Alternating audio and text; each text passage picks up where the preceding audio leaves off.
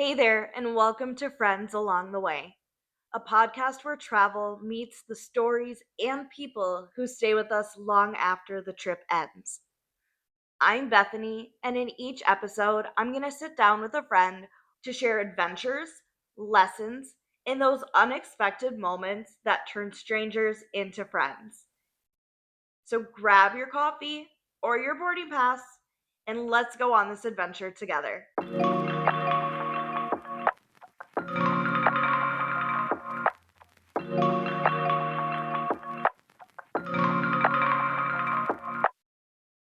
On today's episode, we have my friend Gabby. Gabby shares what life was like living in Mexico, why she's craving that slower pace again, and how it compares to the hustle and bustle of being in the United States. We talk about small town living, finding comfort abroad, and her upcoming travels back to the place that feels like home. I can't wait for you to listen in and enjoy this episode. Well, hello, Gabby. Hi, Bethany. How are you? I'm doing great. I'm so happy to be here. Are you? Yeah, I'm excited. I'm ready. Good. So, I know that your story is a little bit different in the sense that you moved to a different country and then came back. As a side note, though, Gabby and I do work together. We've never fully been on a vacation together, but our very first week of training was in San Antonio. Oh, that was wild. And I think she thinks I'm kind of wild. Crazy. Um, but it was fun. It was so much fun. It was fun.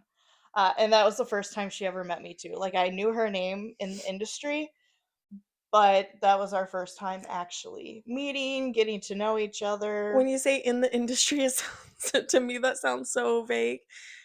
in And our industry. but everyone doesn't know what our industry is. They don't need to. Oh, It's okay. nobody's It's business. private, guys, but I promise you it's not the adult industry. Oh my gosh.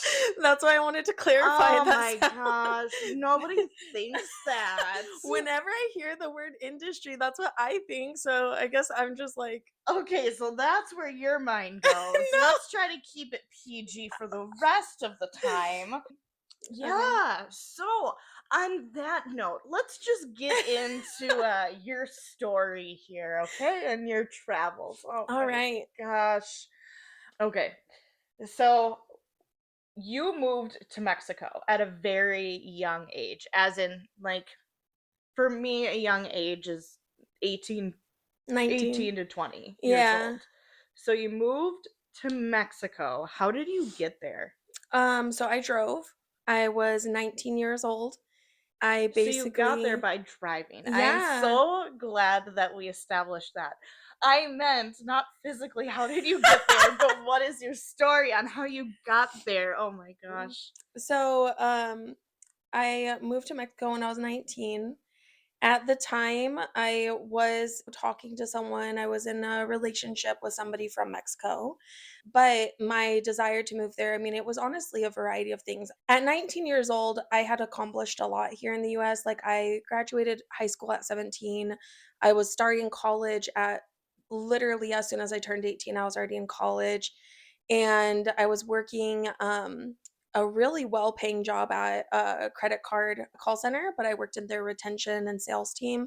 So I was very well-rounded, or at least I felt like that. Like I just felt like I was living the same repeat day-to-day life, and I was ready for a change. So I was like, you know what? I'm just gonna pick up everything and move to Mexico. I had already established connections there, so I didn't feel like I was going in blind. I definitely had no idea what I was gonna do for, like, work or what I was gonna do as my living situation. I mean, that was all thrown up in the air, so I had to figure it out along the way. But, yeah, that's kind of like the basis of the beginning of that story. I was 19 years old and just packed everything into my 2014 Chevy Spark, little, like, smart car, and, fit my whole life in there and went over to Mexico. What did your mom think about that? Oh my god, don't get me I mean, she thought I was gonna die and get robbed by the cartel and she was gonna get a ransom call a few weeks later. I mean, she was terrified, she did not want me to go. Well, I feel like you came back with a little bit more swagger. So, did you have any connections with the cartel to make you kind of. I can't disclose that Oh my at this gosh. time. I'm just kidding. I'm just kidding. Oh my gosh. So, 19 years old, did you know Spanish prior to going in, Ugh. or did you just go in blindly? I went in blindly. The only Spanish I knew was hola, ¿cómo estás? Buenos días, buenas noches. Like, I just knew the basic high school 101 Spanish that had stuck with me, but I really could not hold a conversation and I barely understood anything. So, once you got over there and you were in that realm of speaking Spanish all the time, how fast did you pick it up? So I personally like when I spoke to other people out there that were bilingual, because surprisingly there were more than a handful of people that did speak fluently in English. A lot of people didn't. I would say like 80% of people did not speak English. Okay. But there was 20% that did speak fluently in English, and I always asked them, I was like, "How do you know when you're bilingual? How do you know when you're fluent or that you feel comfortable speaking the other language?" And this one girl told me, I can't remember the name of her for the life of me, but it was at like this party, this gathering. She told me when you can think in the other language and it comes naturally, like you don't have to Google Translate it in your head, it's like you automatically have a switch where you're thinking of what you're going to say and respond in the other language. And it took me a full year of living and working and being immersed in Mexico for me to finally get to that stage where I was thinking in the other language. That's so interesting. That's a really good way to put it. I would never think. So obviously I'm not bilingual because I do not think. Was actually driving on my way home from church today, and I'm like, El Nino, El Esposo, La Manzana, just like going over the words I You've know. got to start somewhere. And I think that's the biggest thing is that if you ever consider moving to another country that you do not speak that language, you cannot have what's the word like shame or feel embarrassed or you can't have that type of feeling towards speaking another language or you will never learn it. So, how was it frustrating though in the beginning talking to people? Or do you feel like there was still somewhat of a connection talking to people that were only speaking Spanish and you only spoke English at the time? It was super frustrating. There were lots of times within that first year that I felt like such a outsider. I had no idea what the conversation was saying or happening, and there would be moments where people are all laughing and I'm just sitting there like, a stick in the mud. Like I had no idea what the joke was, what the conversation was about. And yeah, it was definitely I'm going to be honest, there was there were definitely times where I went home and I just like had a little cry session. I'm like, "Fuck, this is so hard." This is so it's just so difficult to feel comfortable when you have no idea what's going on, So I think it's Yeah. it's that you're not comfortable. I think that was the hardest part. Once you started speaking the language, did you how did it feel living there? Like once you were, I guess, on top of your game, but really immersed yourself, you know the language now, you know the ins and outs of the city. Did you feel comfortable and Yeah. just you could live there forever? Yeah, I'm gonna tell you the between Mexico and all the other countries I've traveled to, Mexico has the best people in the sense of like the most friendly, the most willing to help out, and even if you speak super bad, like you barely like you chop those words up and you can barely get Spanish like out, they're the most patient people. And I really will never be able to compare my experience in Mexico to any other country because the people there were just so amazing and just willing to give me the time and their patience. So I think after I learned Spanish, the rest of because I was there for about I want to say 3.5 years, like 3 years.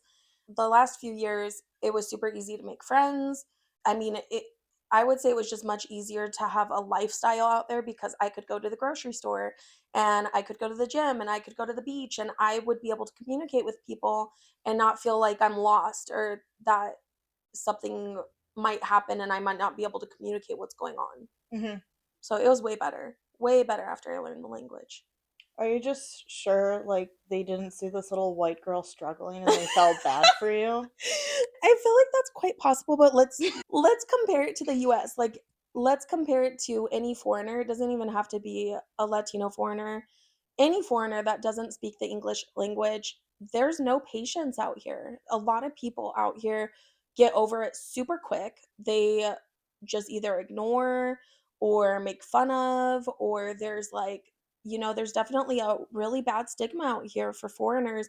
Whereas in Mexico, when I was the foreigner, I never felt that stigma. I never felt like I was shunned or ignored, or people were angry at me that I couldn't speak Spanish fluently. Like, it was such a different experience. Yeah.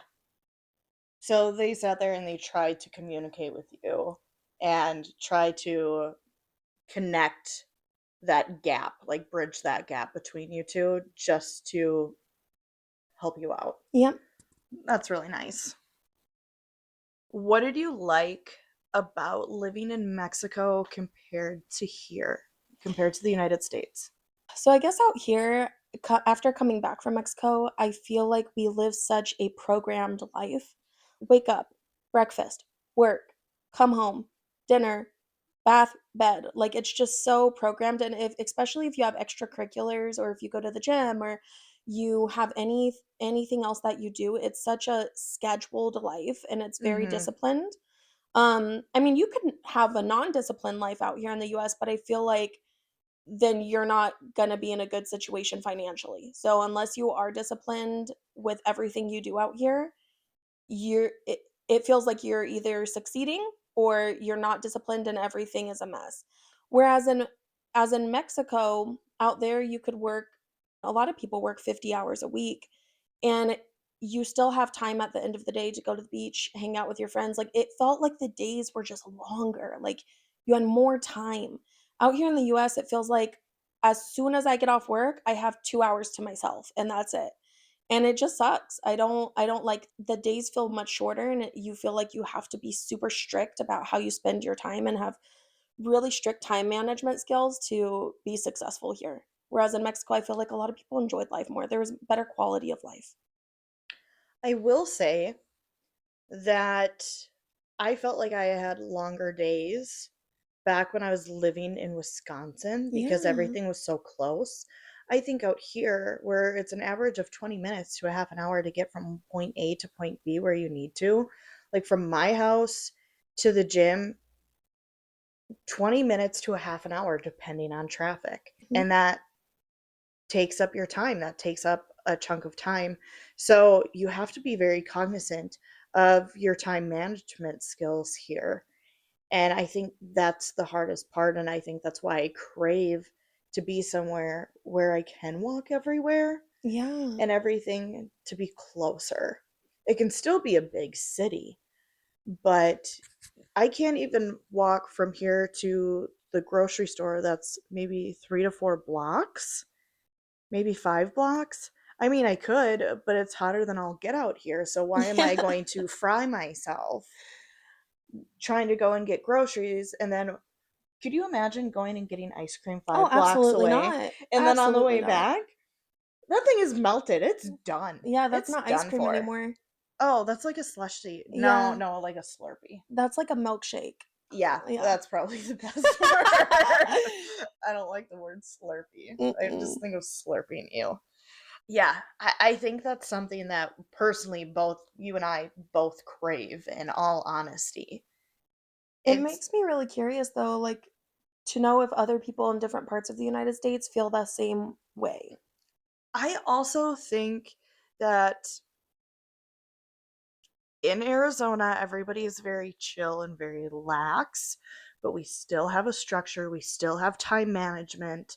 It's not like, oh, it's going to take me 2 minutes to walk around the corner to go to the grocery store, get my groceries, come back, cook, whatever. I personally do not enjoy cooking after work because I Oh feel like no. it takes forever. That takes an hour of my time. And you shouldn't have to feel that way. I think that was such a big difference in Mexico too.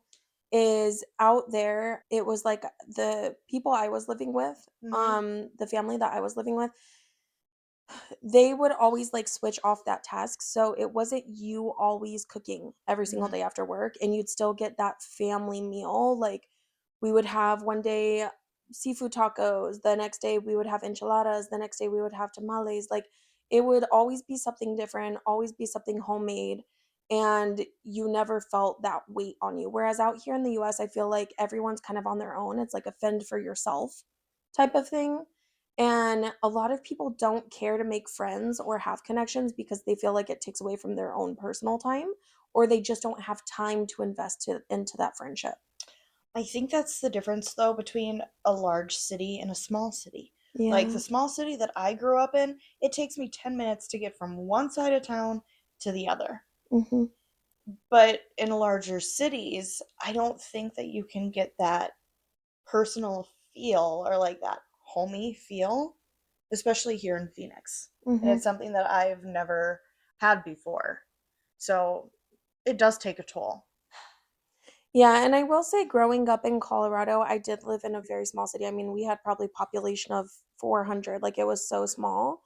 The one thing about living out there that I truly did enjoy was the proximity of everything. Like you said, like it was just Mm-hmm. super quick to go places and get stuff done and everyone knew each other. But I did not like the gossip. There was just that small town gossip that everyone talked about each other and it was just very emotionally draining. I never had to experience that in Mexico. There was definitely some gossip, but it wasn't like around the clock. And the city I lived in Mexico, it was pretty small. It's Guaymas. So Mm-hmm. if anybody knows that out there, it's right next to San Carlos, big tourist spot. But out there, they had a bigger population for sure. And of course, you'd get like the family friend gossip here and there, but it wasn't like that small town country gossip that I had experienced in Colorado growing up. So I see a big difference there, but I do truly think that Arizona is just a hard state to live in because it's so hot here. I know.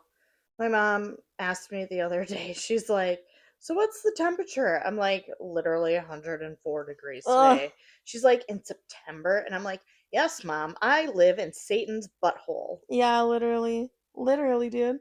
I know. I crave cold weather. Me I think I'm too. just a hot-blooded person Same. that I need to be in cold weather. Yep. And ugh, I guess enough about how we just hate it here. Like we're trying. And we're just haters out here. I'm sorry, but Yeah. we're both ready to go. Yeah, some people really love it out here, but And yeah, I all praise towards them because I don't know how. oh, I don't know how. peace and blessings Yep. to all of you. Yes. But what are some other things and other differences between Mexico and the United States? Specify for me. Do you mean like economically, social? Like Yeah, what do you how mean? is it economically? Do you feel like you can work less hours and make more money, or you feel more comfortable there financially compared to here? I guess to me, it seems like the United States, even though we're supposed to be a strong nation economically, it feels like it's always a rat race. That's exactly what I mean. That's the Okay. difference. That's the difference. Because to be fair, me coming from the US and going to Mexico, I was able to live a very different lifestyle than people that were born and raised in Mexico.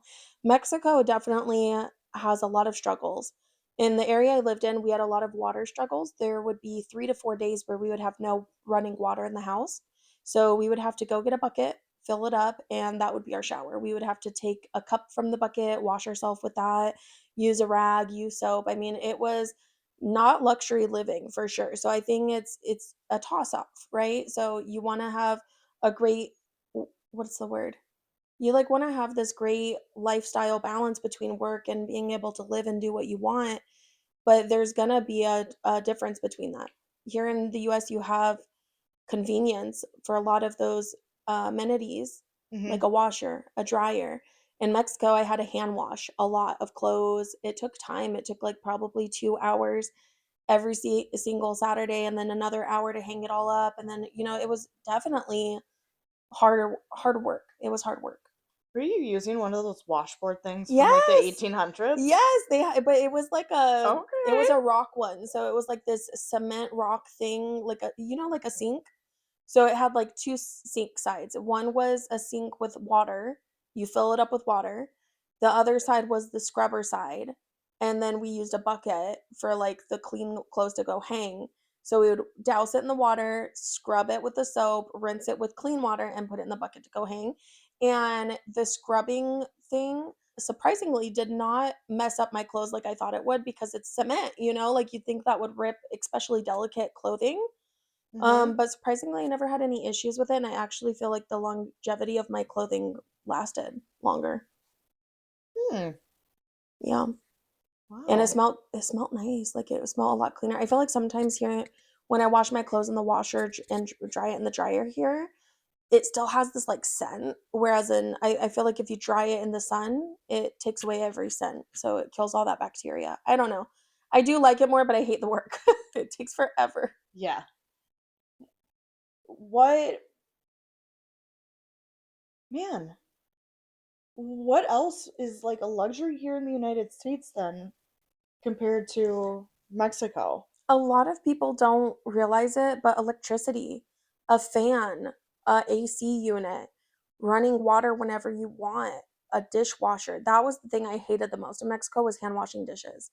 Took forever and you have to preserve the water. So it felt like for me, if I hand wash dishes, I use hot water every single time because I feel like it kills more of the bacteria and takes off nasty food, right? Yeah. Out there, you don't have that luxury, at least in the area I lived in. We didn't just get hot water whenever we wanted. You have to turn on the boiler to get hot water, and that uses electricity and energy, and that costs more money. So we always used cold water. You'd always have to use the same cup of water with the soap and sponge. So I felt like that wasn't sanitary. Like for me, coming from here and having those, what's the word? Amenities? Not amenities, like yeah, Luxuries? like basically like convenience and luxury. You don't realize it until you go to a country where that all is just not available. So, would you leave the United States and give up the luxuries and amenities that we have here to go live in Mexico again? Personally, yeah, I would. Absolutely. I think that for me, it was worth it. A lot of people, it may not be worth it. Like for my mom, she would never, like, she would never, as soon as I called her and told her, like, the struggles that I was having out there, for me, it wasn't that bad. Like, I dealt with it, it was just, it came part of the lifestyle, not that big of a deal. But it was definitely a culture shock. It was a huge difference. And when I told my mom about it, she was just like, oh, I could never hand wash my clothes and hang them up every single weekend and this and that. And Well, was that specifically just in your small town, or did this happen in the larger towns too? Was it like something that's normal out in Mexico? I personally don't know if Hermosillo or like other cities struggled with those specific things. I assume that water in general out in Mexico, that's always a struggle. So I don't know about the electricity, but other places in the world like Santo Domingo, Dominican Republic, they in a lot of their, and that's a huge city. That's like a main, I think that's their capital out there. They have electricity issues all the time where they'll shut it off randomly throughout the week and you just don't get a choice. So I think a lot of countries that are considered, I guess, third world or I don't know the word, but just Yeah. not, they don't have those accessibility, those amenities, and those things are more of a luxury. They definitely deal with that. Water not being accessible, electricity not being accessible. Oh my gosh. Could you imagine me at night trying to sleep without AC? Oh God. Or like my CPAP just shuts off in the middle of the night and I wake up and I'm like I will tell you, out of every single thing in Mexico, not having AC when I wanted it was the worst thing that I dealt with. We had like one of these tiny little AC units inside of the bedroom in each room of the house, but we didn't have it in like the living room or the kitchen. So when you're cooking, you are just sweating. Like it's just so hot. And now, like coming back to the US and thinking about moving back to Mexico again, I'm just like, I'm taking all these battery powered fans. Like, I'm just gonna have battery powered fans everywhere and put them in the kitchen and dining area because really they only keep AC units in like bedrooms because they're so expensive. And that's if you're lucky. A lot of homes don't have AC units, they just have fans.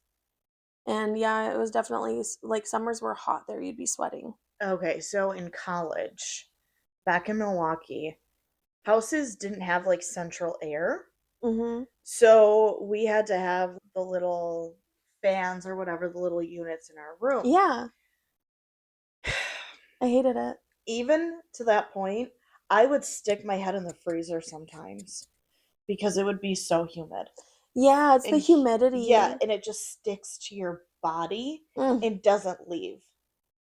Yeah, but I Like, will say oh, that my skin was glowing out in Guaymas. I didn't struggle from acne as much.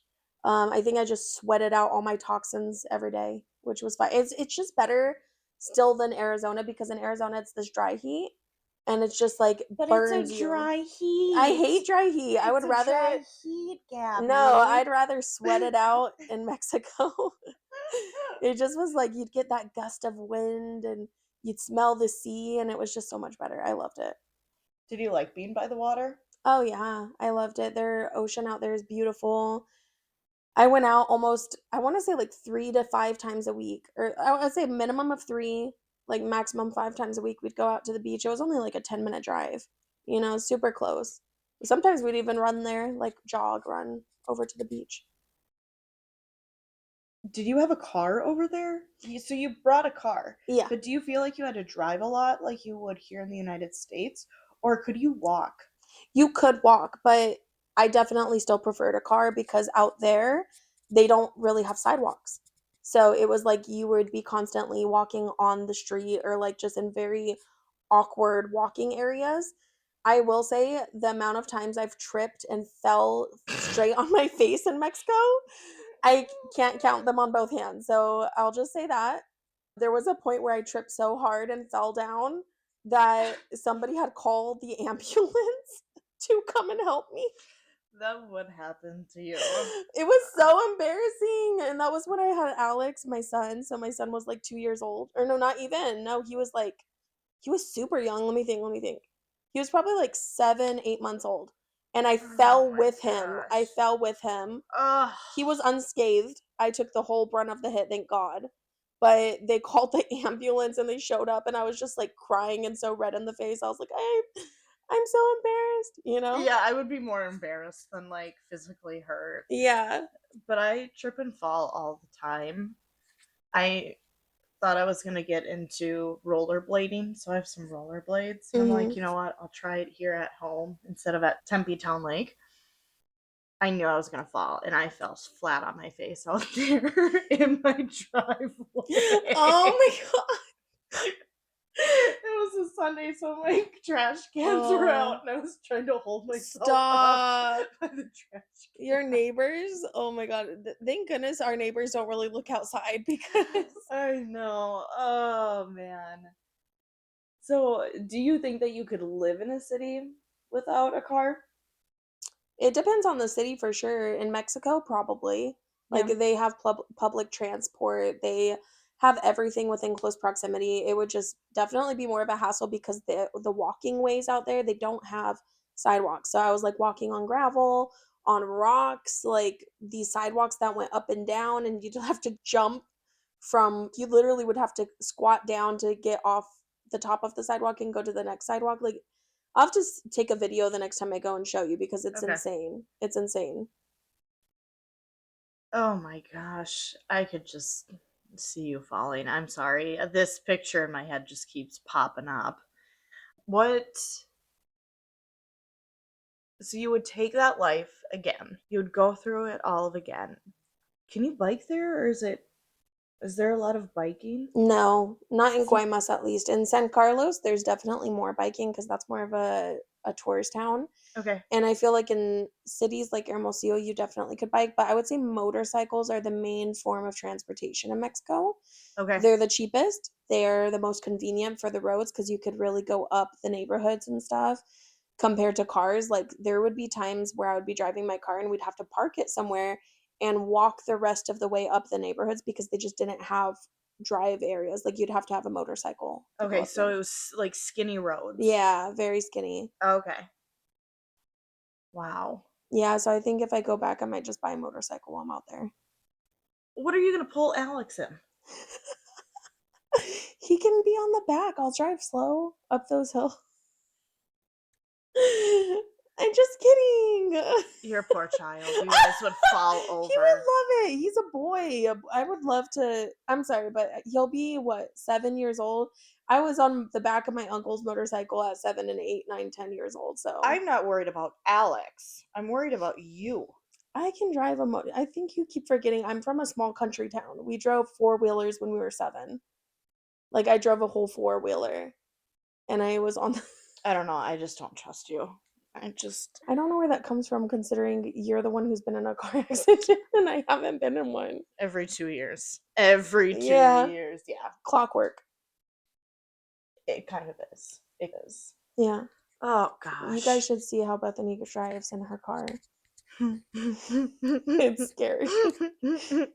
But I still make it. I'm still alive every single day. We so- literally, like, we're in her car, she's driving, and she just drives her. I'm like, Bethany, you drove past a red light, and she's like, it wasn't red. I was like, yes, it was red. No, it's always yellow. It was definitely red.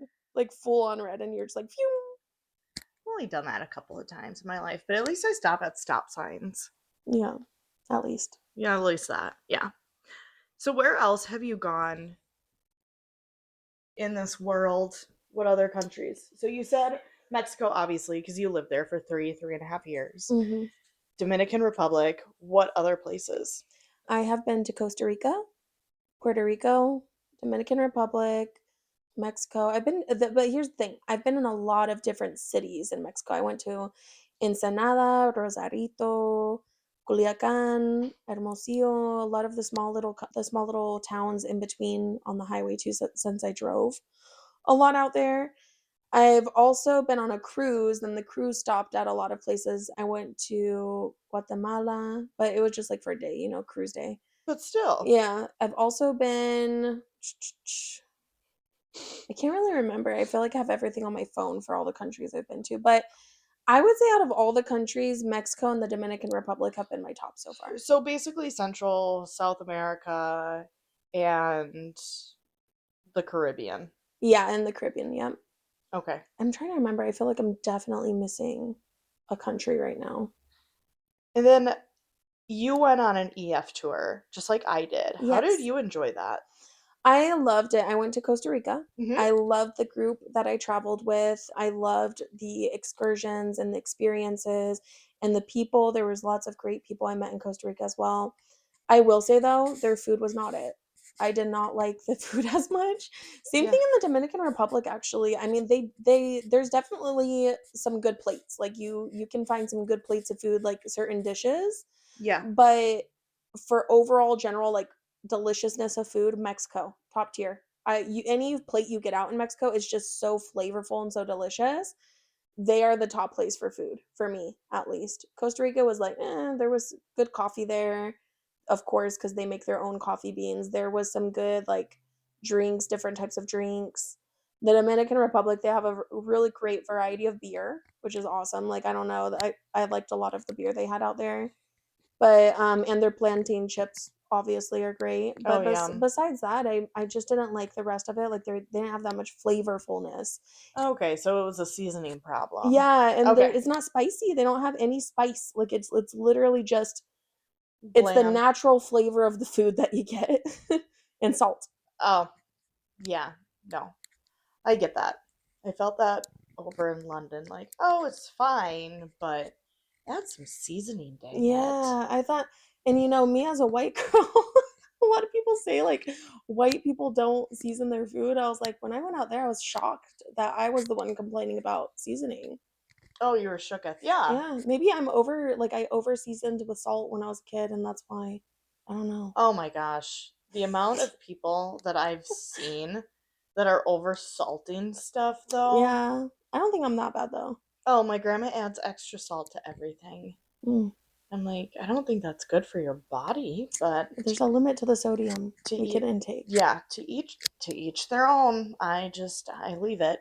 But yeah, it's hard going to a place because when I go to different cities, different countries, I love food so much because I'm a foodie and that's what I look forward to. Oh, You yeah. know? Trying their like national dishes, whatever it may be. But if it's not like seasoned good and it's just not good, I'm like, why am I even here? Yeah. For me, I will try any and everything in whatever country, city I go to. If somebody puts a plate in front of me and they're like, this food is amazing, try it, I will always try it. And I will most likely always finish my plate unless like it's absolutely disgusting. But I cannot remember a single time where I've traveled where I would not eat something. Just because like out of respect, somebody cooked that for you. Mm-hmm. So I'll always eat whatever is given to me in other countries, even if it's weird. Like in Mexico, they have tacos de tripa. Tripa. Have you ever had that? No, I don't think I No? want it. You like, okay, so when I tell you what it is, you probably wouldn't. It's intestines. Yeah. So it's tacos of like literally, I think it's pig intestines. But they're so good. They're so good. Like you hear it and you're like, "Oh my god, I didn't try them for like 2 years." I was so grossed out. Like I was like, "I don't want to eat pig intestines. I don't want to eat intestines." But they're so good. They're so good. And then also tacos de cabeza, tacos de lengua, What's cabeza? head brain, like head tacos brain. No, it's beef cheek. No, de cabeza? It's Yeah. of head. Well, It's I like the had head of the cow. no. It. Am I the one who's messed up? I swear somebody told me that. Hold on. Now I need to look this up. Look it up because I just went and got tacos yesterday, and it said cabeza on there, and in parentheses it said beef cheeks. And so if that is a lie, Maybe at that certain. Yeah, no, look, okay, so it might have been at that certain restaurant. Tacos de cabeza are made from slow cooked meat of a cow's head. The entire head is steamed or braised until the meat becomes tender, and then different parts are chopped up for tacos.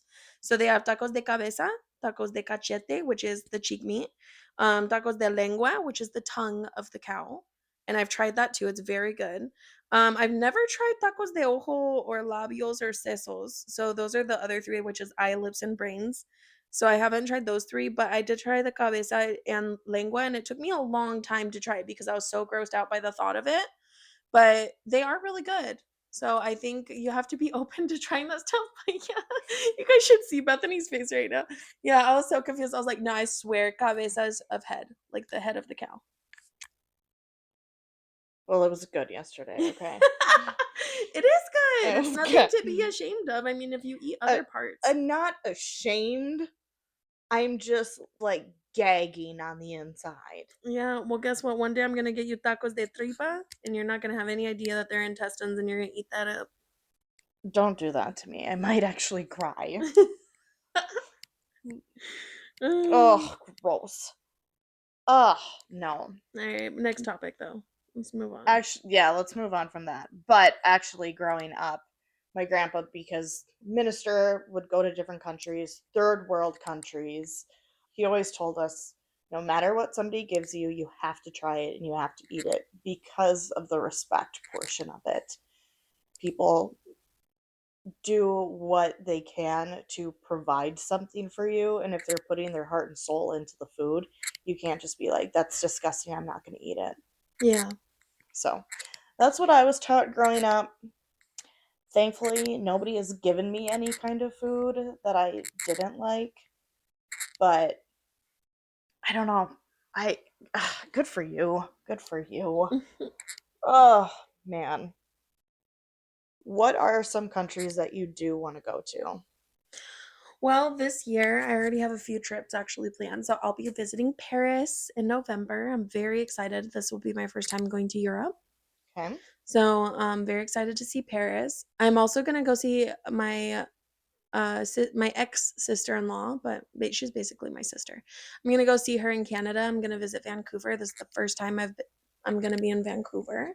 So I'm going next month for that.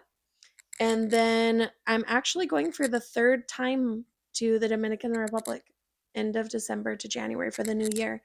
It's been on my bucket list to go to the Dominican Republic during the new year or in February during their annual celebration. Um, but I was like, you know what? I'm just going to go this year because I plan on moving back to Mexico next year. So July next year I'll be back in Mexico, all fingers crossed, but those are my trips so far. What country I'd really love to go to, or like city country, is Japan. I Yeah. really want to go to. That's been on my bucket list since I was like 7 years old. But I really would like to go with my sister because me and her both have been wanting to go there forever. So I'm kind of waiting on her to see when she's available. But yeah, Japan would be my number one country I want to visit.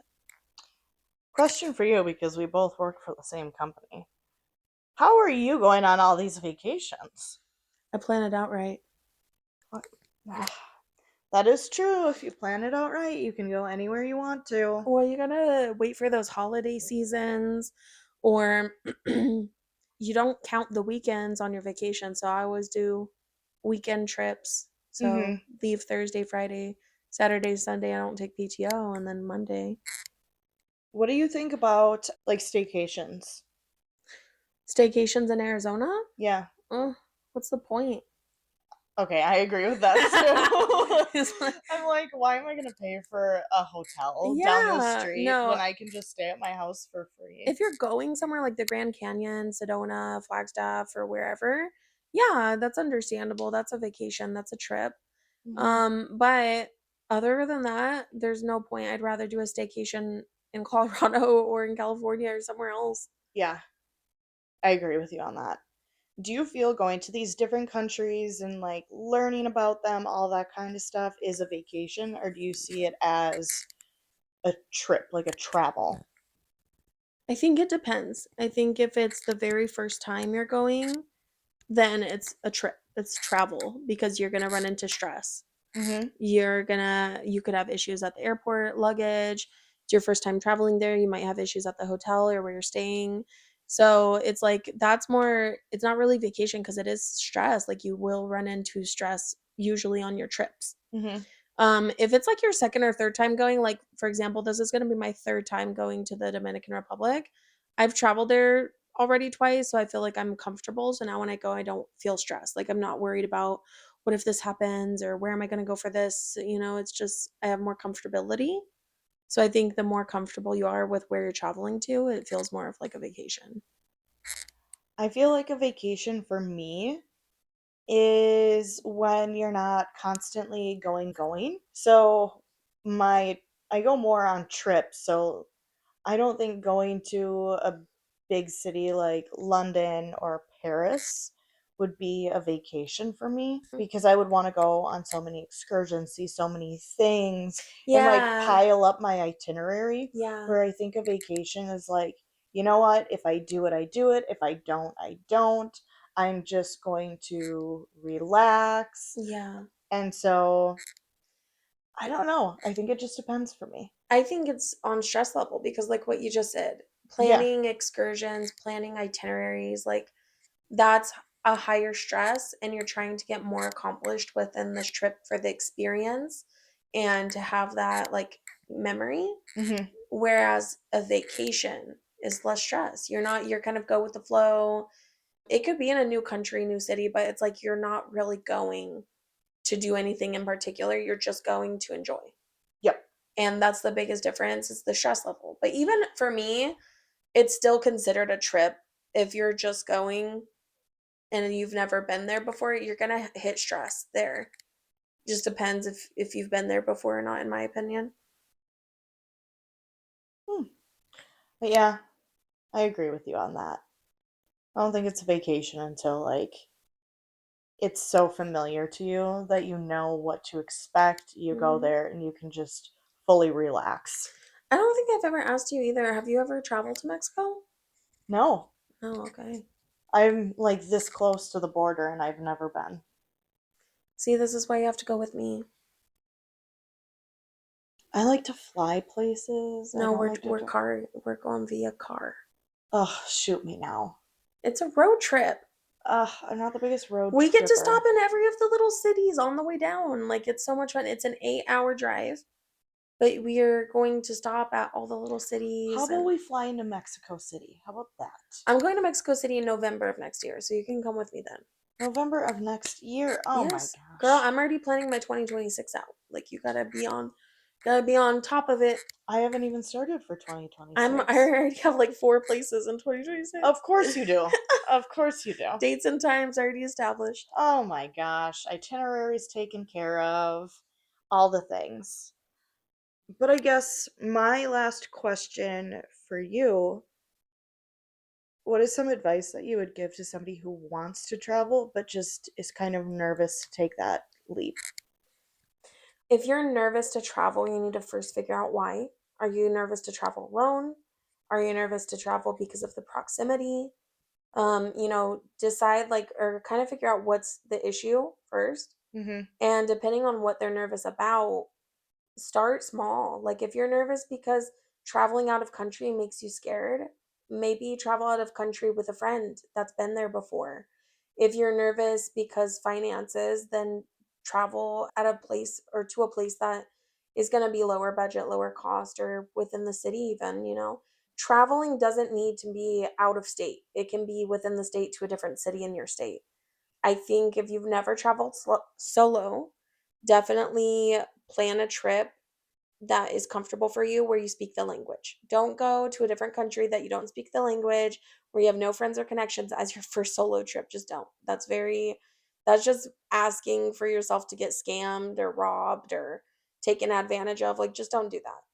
Travel with somebody that knows the language or that's been there before. Or if you're traveling solo, travel somewhere where you're going to feel comfortable. Okay. Agreed. I like that. Well, thank you so much for coming, Yeah, you're hanging welcome. out with me, Of course. and doing this. Yeah. She's been begging you guys to be on this Whatever. podcast. Begging. No. Like every single week, just like, Bethany, when are we going to do the podcast? Bethany, Look, when are we going to do the podcast? personally, I should have been the first episode. That's all I'll say. Oh, gosh. Okay. Thank you so much. Wait, I have one last thing to say. Oh, okay. Like, subscribe for the next episode. Yes, absolutely. Follow me on Instagram. Follow me on TikTok. I may not be the best on social media, but I am there. And if you have any tips, give them to me. That's right. And then if you do listen to this episode, tell Bethany that Gabby was the reason for your subscription. Thank you. Bye. Oh gosh, bye. Thanks for joining me on this leg of the journey. If today's story made you smile, think, or dream a little bigger, share it with a friend. And don't forget to subscribe so that you never miss an episode. You can find more travel moments and behind the scenes stories on Instagram at Friends Along the Way Pod. Until next time, safe travels, say yes, book the ticket, and keep making friends along the way.